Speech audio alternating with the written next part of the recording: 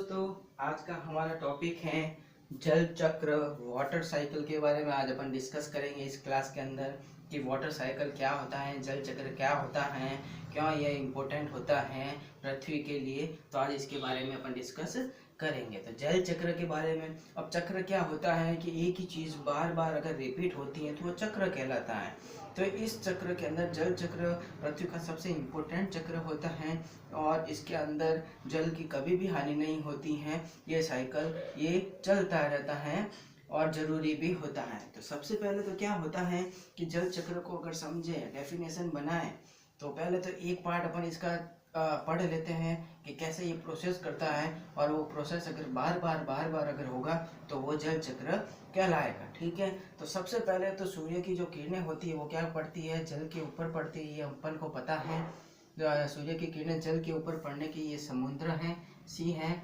इसको अपन ने नदी बनाया है, नदी ग्लेशियर बनाए, आइस जो बर्फ़ के रूप में जो बर्फ़ गिरती हैं वो पिघल कर कौन कौन यूज़ करता है, इसका पूरा एक अपन ने खाका बनाया है।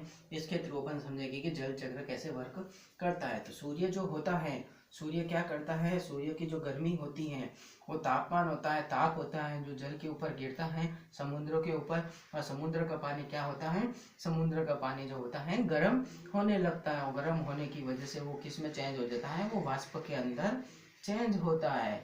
और वाष्प के अंदर चेंज होने की प्रक्रिया को अपन क्या कहते हैं, इवोपोरेशन कहते हैं, वाष्पीकरण कहते हैं। तो सूर्य की किरणें जल के ऊपर गिरती हैं और जल जो होता है गर्म होता है, गर्म होकर ये वाष्पों में चेंज होता है जिसको वाष्पीकरण कहते हैं। और वाष्पीकरण के रूप में फिर वो जल क्या होता है, कंडेंसेशन में चेंज होता है, संघनन होता है उसका, बादलों के रूप में वो बदल जाता है। तो बादल बदलते हैं, बादल क्या करते हैं, ठंडे इलाकों की तरफ गति करते हैं। तो ठंडे इलाकों की तरफ गति करने की वजह से ये क्या करते हैं, हवा के साथ आगे बढ़ते रहते हैं। और जहाँ हरियाली वगैरह मौसम ठंडा होता है वहाँ क्या करते हैं, वहाँ बारिश के रूप में ये क्या करते हैं, नीचे गिरते हैं। बारिश के रूप में जल जो होता है क्या करता है, नीचे की तरफ गिरता है। और नीचे की तरफ गिरने को अपन क्या कहते हैं, वर्षण कहते हैं, वर्षण कहते हैं। ठीक है। तो ये बादल बारिश की हवा के साथ आए, हवा के साथ आने से क्या हुआ, वर्षण हुआ, बारिश हुई। ये बारिश का पानी क्या होता है, ज़्यादा ठंडे इलाकों में ये ग्लेशियर में बदल जाते हैं, बर्फ़ के रूप में पानी की बूंदें गिरती हैं। ठीक है। बाकी जो वर्षा का जल होता है वो किसी इंसानों के द्वारा, जानवरों के द्वारा, पेड़ पौधों के द्वारा, फैक्ट्रियों वगैरह जितने भी जो घरेलू उपकरण हैं उनमें सबका पानी का यूज़ होता है। और कुछ पानी जो होता है वो क्या होता है, बारिश का पानी जो होता है ग्राउंड वाटर के अंदर चला जाता है, ज़मीन के अंदर कुछ पानी चला जाता है जिसको ग्राउंड वाटर कहते हैं। जिसका यूज़ अपन कैसे करते हैं, जिसका यूज़ अपन कुएं और नलकूप वगैरह जो भी हैं पानी को वापस ग्राउंड वाटर से ट्यूबवेल खोद के बाहर निकालते हैं और अपन यूज़ करते हैं। बाकी जो पानी होता है वो क्या होता है, यूज़ होने के बाद क्या होता है, वापस वो नदियों के थ्रू किसमें मिल जाता है, नदियों के थ्रू वो वापस समुद्र के अंदर मिल जाता है। और ये ग्लेशियर पिघलते रहते हैं, इससे भी नदियाँ चलती रहती है। तो ये प्रोसेस हो गया। ये प्रोसेस कैसे हुआ कि जब सूर्य की किरणें अगर पानी के ऊपर गिरती है तो पानी गर्म होता है, गर्म होने की वजह से वो भाप में चेंज होता है, वाष्पों में चेंज होता है, वाष्पों में चेंज होने पर वो इवोपोरेशन होता है, वाष्पीकरण होता है।